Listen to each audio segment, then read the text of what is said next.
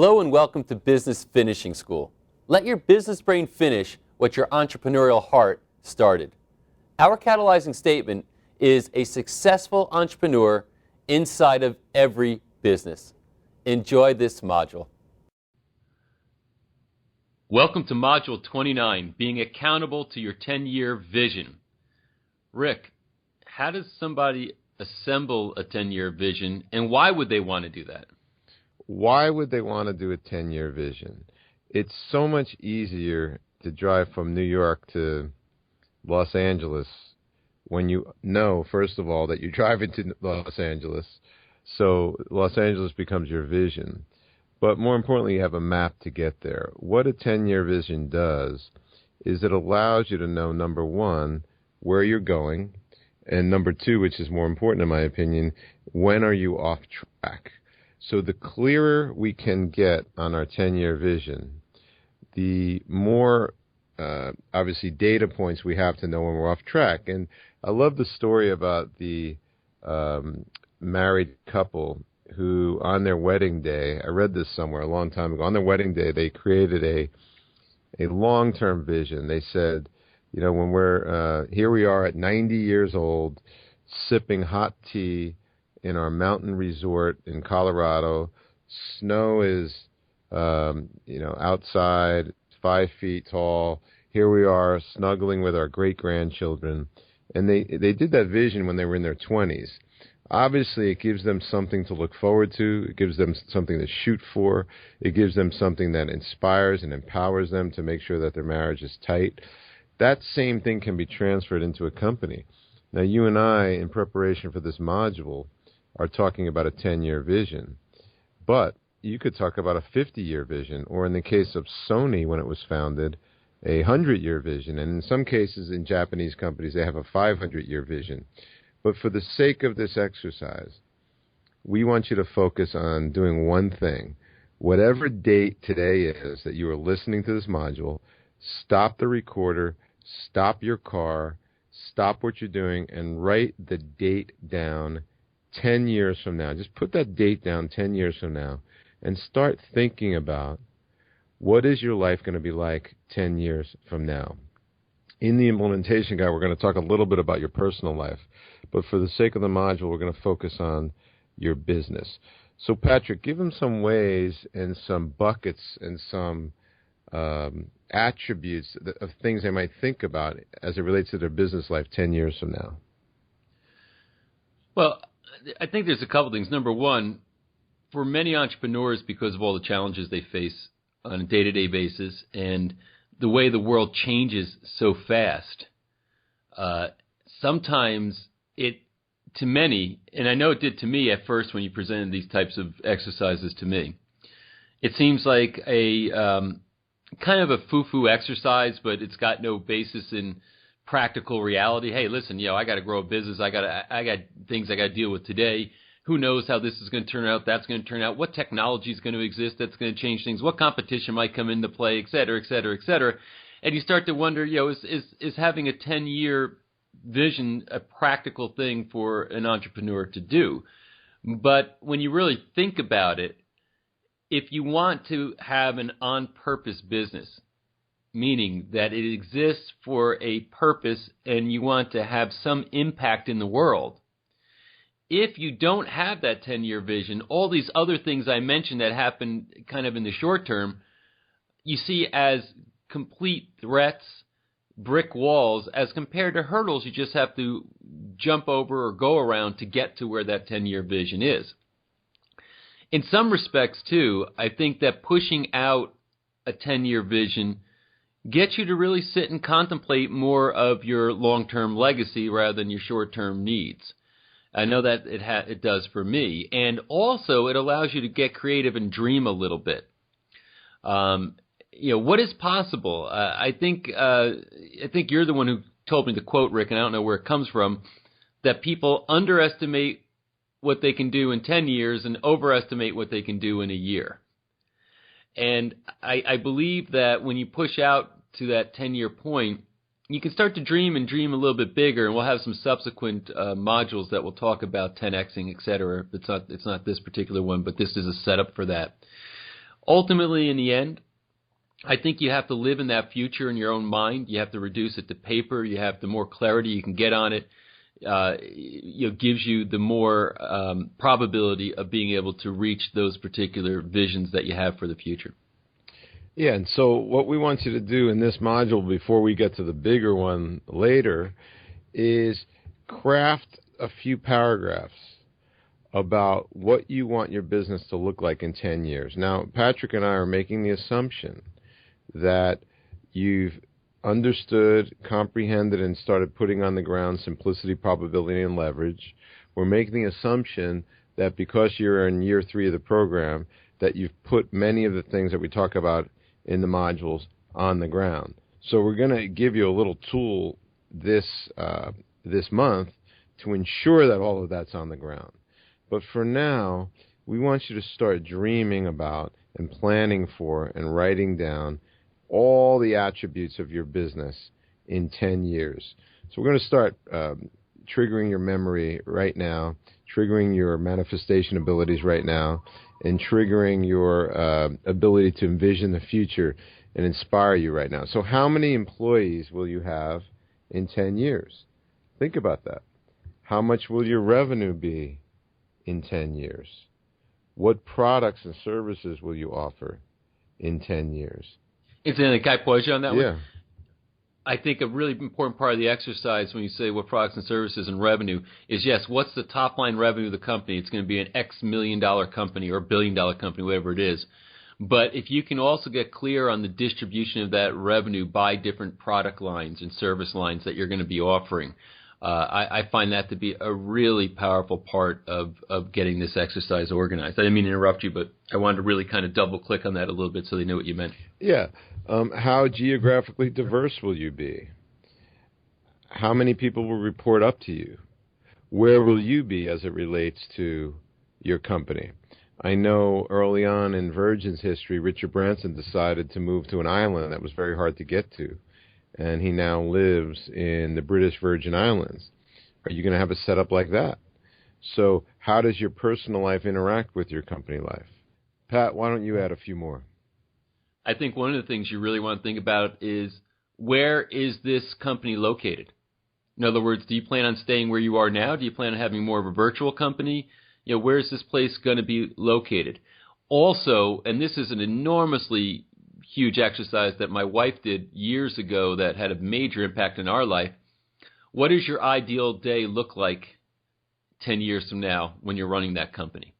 And that's going to tell you a lot about what that company is going to feel like, what it's going to operate like, and what your role is going to be. So let me just repeat that.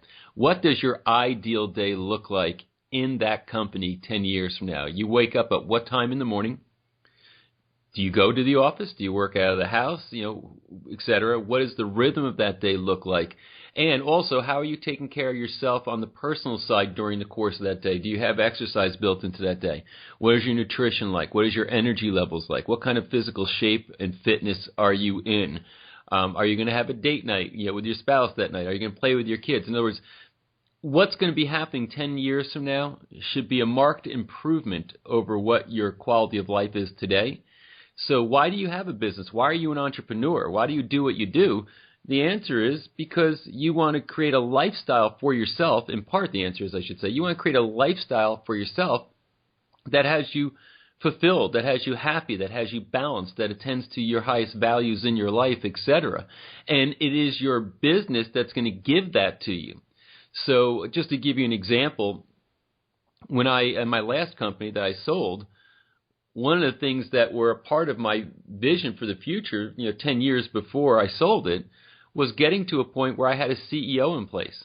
So I would be chairman of the board, which would mean that I had discretion over when I had to show up. As a matter of fact, once I put a CEO in place, what that meant for me was I had to not show up, because automatically the people who were used to me running things would default to me when I showed up in the office to look for leadership and look for answers, et cetera. So I had to move out of the office so that my CEO could be there, be empowered, and do what she had to do. So in part, you want to look at, and that was a big thing for me. In other words, that was a part of my vision to say that, yes, I'm an operator. I work 12 hours a day. I'm traveling over 100,000 miles a year, and I'm building this whole thing. But I didn't say 10 years from now I want to be doing the same thing. I said 10 years from now I want to have people in place, and especially a head person, a CEO, that can literally give me the freedom I want in my life. And that was something that was a major milestone for me. Now, some of you maybe want to operate and see yourself operating and maybe being the CEO 10 years from now, but having a lot more employees, having a lot more departments, having a lot more revenue, et cetera. There's no right or wrong here, but now is the time when you're supposed to be dreaming up what it is that you want your business to be 10 years from now. Another thing I would say are, who are the stakeholders in the business? Start making a list. Who are strategic alliances? So again, what kind of vendors do you have? What kind of affiliates do you have? What kind of people are you interacting with out there in the world? You've already defined internally how many employees you want to have in the business. Externally, who does this business do business with? Who are some of the other outside stakeholders? Do you want to have an impact on your community? As far as saying, hey, this business is going to also give back. It's going to do some cause-related things. We want to maybe spin off a nonprofit that's going to be a research arm, or that's going to contribute to certain causes that are affiliated with, what the business does. There's all those kinds of possibilities. But the more resolution, the more pixels you can fill in on the screen to show you what this thing looks like, then you back into your annual goals that progress toward that 10-year march. And in the end, the bottom line is that you have the highest probability of getting there. If I ask you where you want your business to be in 10 years, and the answer is you don't know, that means it could end up anywhere. If I ask you where you want your business to be in 10 years, and you have a clear picture of it, the probability that that's going to happen goes up, so many-fold I can't even tell you. Here's a way for you to look at this exercise. Oftentimes when I do this, people go, wow, 10 years from now is a long time from now. What were you doing 10 years ago? Imagine what you were doing 10 years ago. Well, I'm thinking about that right now. What I was doing 10 years ago? Well, I'll tell you this. It doesn't seem like 10 years ago. The last 10 years of my life, and I know yours, Pat, have flown by. So if you must be willing to play this game right now, because the clearer you are on what you're going to be doing 10 years from now, the way higher probability you'll have of actually doing it. One of the things that I noticed going back to the Billionaire Mind module is all of those people that I interviewed, I'm now over 20 billionaires that I've interviewed, they all said in varying ways and forms, they all said, I had an absolute crystal clear vision of my future. And it was really not about whether or not that future would come true. It was really just a matter of one piece at a time. So it goes back to the quote, which is a question, how do you eat an elephant? One bite at a time. One bite at a time. Yeah. Exactly. So it's the same thing with the 10-year vision, but until you have that elephant fully described in every detail. So I recently took a visioning workshop, and it was amazing to me where this guy had his employees, all of his employees in his company. He had a company with 380 employees. He asked all of them to write a 10-year vision of their job at the company 10 years from now. And imagine that you take all your employees and all of your stakeholders, as you said, Pat, and have them do this same exercise. It's almost like you have a choir now. Everyone's beating on their instrument in the same way, in the same direction, at the same time, to the same fruition of a vision. Now, they might have a different way to eat the elephant. One of you may start at the trunk, and one of you may start at the tail. But when you're writing about the same ultimate vision for your company, but varying ways to get there, wow, then this starts to come magically true. I want to take the conversation a little further forward now. So in your implementation guide, we're going to lay out some questions for you to answer as it relates to creating a vision. What is this program all about? Well, we're in year 3. It's about accountability. But the program's really about adding consciousness to all business decisions. How much more consciousness can you add than creating a crystal clear vision of you 10 years from now, in your business 10 years from now? That is amazing consciousness. As opposed to coming to the office every day and just reacting to what's up, you're now having a hand in the outcome. We all have a hand in the outcome, but you get the point. You've got a hand in the future that you want to create rather than just reacting to the day-to-day things that are going on. Pat, before we jump to the next part, did you want to add anything? Yeah, I think one other virtue of this exercise, and I really hope you'll do the exercise rather than say, oh, that was nice, let me listen to next month and not do anything in between, which would be a crime. But when you do the exercise, and it's a process exercise, you're not going to sit down in 2 hours, it's done, and you go on to the next thing. It's something that you revisit and refine over time. But one of the things that I think is really a virtue of it from the psychological dimension is that when you know where you're going and you're excited about that vision, because what are we saying basically? You create the vision. That's, we're basically saying create the vision and give some clarity to it and some detail to it. It's going to really help you get through your tough days. Listen, we all have very tough days. We all have challenges. There's stuff that happens. There's lawsuits. There's employees that quit. There's all kinds of crap that happens.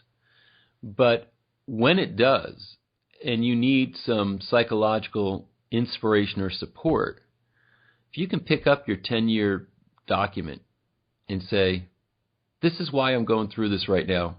This is why I'm willing to go through this right now. It's because I'm going to end up here at this place with this company, with this lifestyle, with these ideal days that are coming, and I would have earned them because of what I'm doing right now. So entrepreneurs have such a tough time, and their battle is mostly psychological. There are very tough days. There are very long days. There are things that come and crush you at times. It's just a part of earning your stripes and getting to where you have to go. If you read any biography or autobiography of anybody who's achieved big things in the world, they all have those aspects of those times when things were very, very tough and painful. So and we are very strong. We eat it like candy most of the time, and we're willing to push through. But having a 10-year plan in front of you and being able to visit it and read it and share it and be inspired by it is what's going to really help support you through those very tough times when they occur. Thank you, Pat. So now we're going to take the conversation in a slightly different direction. We're going to talk about the Business Finishing School lens, which all of you know now, since you're in year 3, is simplicity, probability, and leverage, and hopefully you're putting that on the ground now. And then we have the Business Finishing School business frame, the BFS business frame. What is that? It is 6 lines on a document, which is in your implementation guide, wrapped by something else, which we're going to talk about. So the 6 lines, and Pat, you're going to have to add color once we're done explaining this, but the first line is you have got to get crystal clear on the purpose of the business. And oftentimes the purpose of your business aligns with your purpose. And for the sake of brevity here, we're going to, can I say that, Pat, for the sake of brevity? You can say that. That actually works, yes. We're going to give you a very, very straightforward way to figure out what your purpose in life is. And it's called the 3-circle exercise. And you could see this in your implementation guide, but in the first circle that you draw on your page, you're going to put all the things, business-wise, that you love to do. And list as many as you can. If you can get 10 or 15 or 20, that's great. And then you're going to draw another circle, which kind of intersects a little bit with that circle. And you're going to put the things that you're really, really good at, the things that you're talented at. Oftentimes, people love doing things that they're really not that good at. And if you want to experience that, I went to a comedy club recently, and there was about 7 comedians in a row that thought they were really good at being a comedian, but it was dead silence the whole time. So They clearly loved doing it, but they were not good at it. So, and then the third, You should take a hint from them, Rick, with your comedic aspirations. It's hard for me to even notice if the audience is laughing because I'm laughing so loud myself when I tell a joke. So true. Yeah, you don't need an audience. You laugh at your exactly. own jokes. So for me, this exercise is irrelevant, at least that part of it. The third circle, and you want to overlap the other two with the third circle, and in that you want to answer the question, what does the world need? So, first circle is what do you love doing? Second circle is what are you really good at? Third circle is what does the world need? And wherever those three circles intersect, that's where your purpose lies. So if you take this exercise really seriously, and you're right, at least 10 items in each of the circles, you'll notice that one or two or three of those things are identical. And so when you can find out what you're really good at, what you love doing, and what the world needs, man, that's magical. So the first line of the BFS business frame is your purpose. Did you want to add something to that, Pat?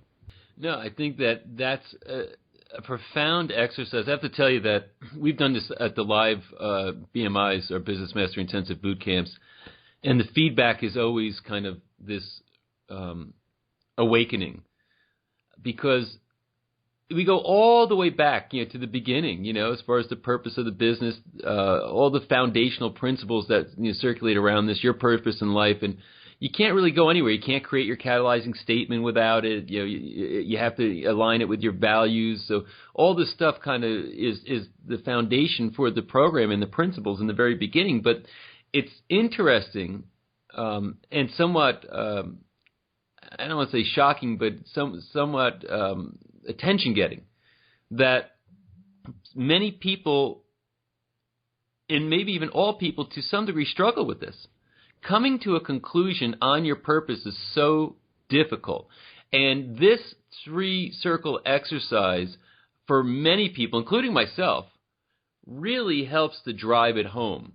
When you can see these three things come together as far as what are you great at, what are you world-class at, what do you love to do, and what does the world need? When you see those things come together, suddenly you're recognizing, okay, now I've got a view of myself and my role in this world, etc. And to give you maybe a couple more examples just to kind of heighten this, Rick. For example, I love, playing guitar and piano. It's something I love to do, but I'm not world class at it. I'm good enough to entertain myself and maybe some friends. I'm never going to be a recording artist, right? Although I love it. But I have to recognize, that I'm not world class at it. At the same time, there are people who are really good at things. Like I can tell you, friends of mine that work on Wall Street, right? They're really good at what they do. They make a lot of money, but they friggin' hate it. They hate the job. They hate the grind. They hate, a lot of things that go around their jobs. They do it for brief periods of time because they're really, really good at it. But it's not something that they love to do. So they end up always leaving and going to do something else. So you have both scenarios where there's something you love to do and you kind of suck at it, or there's something that you're really great at but you don't really love doing it, and that kind of creates this internal conflict. But when you can find out what you love to do and what you're great at, and then focus that at a need that the world has, then suddenly you've really got a strong purpose, and your probability of success in leveraging that purpose goes way up. So thanks for that color. But I would think at this point in the program, they're pretty clear on what their purpose is, and we're trying to give them a little bit more freedom to make it more granular. So as it relates to the BFS frame, we're not going to go into that much detail on all the other items because these are now all a review. So line 1 on the business frame is your purpose. Line 2 is your catalyzing statement. Now remember, a catalyzing statement is that emotional phrase that hooks your stakeholders to take action. So your catalyzing statement, another way of saying that is it's a goal for your purpose. And if you think all the way back to the beginning, Bill Gates' original catalyzing statement for Microsoft was to make the most recognizable software company in the world. But he decided to make a goal out of that purpose, which was his catalyzing statement, and that was, and you could probably all say it now and fill in the blank, I envision a world with a computer on every desktop. So as you're now relating to your 10-year vision, Patrick and I would like you to fill out this BFS frame and do it as if it's 10 years from now. What's your purpose? What's your catalyzing statement? Line 3 is, what are your values? And what values are you going to use for values-based decision-making and the doorman principle? That's line 3. Line 4 is real business strategy. And you can see we've got ABC right there. That's who, what, how. And you can go back to year 2 in the strategy module, but you should have at least a paragraph describing exactly who your customer is, how you intend on reaching your customer, and exactly what your business does. That is your real business strategy. Now we get to line 5, which is something we want you to do with this module. Now that you've got a clear picture of your vision 10 years from now, we want you to pick 5 long-term objectives for the business to be done by that date 10 years from now. And there's a little space next to it to put whose name is responsible for that objective. In an ideal world, it wouldn't be you. It would be somebody other than you, so you can really delegate. And that could be generic, incidentally. You might be saying future chief marketing officer or future CEO or president. You know, if the person doesn't exist today, but you intend to bring them into the organization to get a certain thing done, you can genericize it. And I appreciate you adding that, because on my notes in preparation for the call, I wanted to tell a quick story about me personally. I've been doing this exercise for my business, and what we realized is in order for the company to achieve its objectives, we need to hire a president to run the holding company. And I already have 2 objectives for that president 10 years from now, and we don't even know who the person is, and we're not even fully clear on the exact responsibilities of the position. So Patrick is absolutely right. You need to start defining exactly what needs to be done, but more importantly, what type of people you need in the organization to get those things done. And we are going to talk about those roles in a future module. But for now, we want you to focus on the vision and the business frame. The last part of the business frame is aligned objectives and tactics. So for the sake of this example, I don't care what date you're listening to this module, I want you to have very clear long-term objectives 10 years from now, and there's 5 of them. And then we want to bring it all the way back to, what do you need to get done this next quarter? And what we'd like you to do is get all of your key people together. Now, you should have annual goals, but I want you to take your annual goals, I want you to take your 10-year goals, and I want you to think about all of them together in a pot. What do you need to be done the next quarter? What has to get done for you to honor both your annual goals and your long-term goals? And as I said in the beginning of the program, all the way back in year 1, Jack Welch used to like to say, I only care about what objectives they have long-term, 10 or 20 years out, and what needs to be done this quarter. Because if you have those 2 nailed, the middle will take care of itself. So once you have your lens, simplicity, probability, and leverage, and you now have your BFS business frame, you then have, on the right, you'll see the outcomes on this page are then wrapped by consistency and rhythms. You have got to put rhythms in your culture to make sure all of these things are being honored. Your catalyzing statements being honored all the time. Your values are being honored. If you recall a few months ago when we talked about how you could take your values and make them objectives for your employees. You now have your strategy and making sure that's being honored. The difference between Apple Computer and many other companies is Apple knew why they existed as a business. They still know why they exist as a business, and they try to make decisions based on what their values are. It's that clear. What their strategy is, what their long-term objectives are. And that's what we're trying to get you to do here in year 3, which is all about accountability. Be accountable to your vision. Be accountable to your business frame. Honor simplicity, probability, and leverage. And then at the bottom, from this point forward, your job as a leader is to beat the drum and never stop. We even added here, all business decisions are first run through this frame before finalizing. Imagine that you now have a map, and the only way you're going to make a decision is if it corresponds and aligns with the map of where you're going.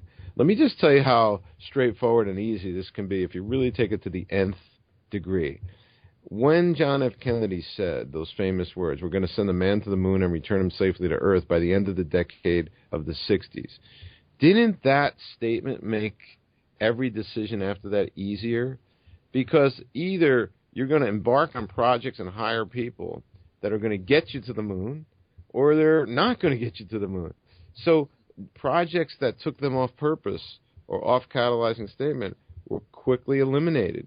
So the clearer you are on your objective, and the clearer you are on your frame, and the clearer you are on all of this, the easier it is to say no to off-purpose energy leaks and off-purpose projects. And in this case, we could say off-business frame projects. That's why this is so essential. You know, one of the things that I think is critical to identify in the example you just gave is how clearly you know if you made it or not. In other words, you know whether or not you got to the moon or you didn't. There's no fuzziness about that. So there's such a deliberate outcome that is a part of that future, 10-year plan, that either you made it to the moon or you didn't, or as you put it, decision-making process is very simple. And I'm going to just reiterate it because I don't know, I want to make sure that we underscore this. So now when you're hiring somebody, now when you're making any decision for the business, it is, can this person get us to the moon and back or not? If it's fuzzy, then you don't really know what you're hiring to, so to speak. And you made at a previous live event, Rick, at a previous Business Mastery Intensive, you made a statement that I thought was very clarifying for a lot of the audience when you made the distinction, not necessarily distinction, but you said, what is the difference between a statement of purpose and a catalyzing statement? And do you remember what you said? Yeah, a catalyzing statement is a goal for your purpose. Exactly. Now don't do that too fast because that's a really important statement. The catalyzing statement is the goal for the purpose. The purpose can be sort of this generalized theme. And again, just to repeat your examples, our generalized theme is to have the world's leading space program. So now you could be hiring and saying, okay, you know what? I want to hire good talent to have a really great space program. A catalyzing statement to that purpose is we're going to send a man to the moon and return him safely back to Earth. Now you're hiring saying, can this person get me to the moon and back? It adds an additional dimension that I believe is poignant and literally I think it's future altering. So you kind of gave that as a matter of fact statement. I see that statement as pivotal. Yeah, and thanks for that clarification. So when you consider doing this module and taking it very seriously and writing at least one full, complete, typewritten page on your vision for 10 years from now, and then you marry that vision to your lens and your frame, and you do this with the implementation guide, and then you go to your employees and stakeholders and you have them look at the vision and have their own interpretation of the vision and have them write it out. You now have your own moon landing shot. You now have something so clear and so essential to the success of your business. So I would underscore something you said, Pat, earlier, and that is to take this very, very seriously. This is one of those modules that cannot be overlooked, in my opinion. I think when we look at where we were 10 years ago and we look at where we were 20 years ago, how much more success would you have had you had this 10 years ago and 20 years ago? So the quickest way to do something this monumental is to start right now without delay. And I would encourage you to take this program, this module, and this implementation guide as seriously as you possibly can and get started. Well, with that, Rick, I echo the sentiments, and I want to just say that I appreciate all of you who are in the program this far, who have made it to this module, and quite frankly, the fact that you've been training for this long in the program says you are totally ready for this. This is totally an accountability step. That's a big step that I'll tell you very few entrepreneurs make. They normally never get here. So I just want to, number one, congratulate you, and number two, share my appreciation for you, because you're one of those rare breeds of people that are really committed to success in the future in what you do, and you're the kind of people that I like to hang out with. Well, thank you for that, Pat, and thank you for listening to this month's module of Business Finishing School. Have a great day. Let your business brain finish what your entrepreneurial heart started.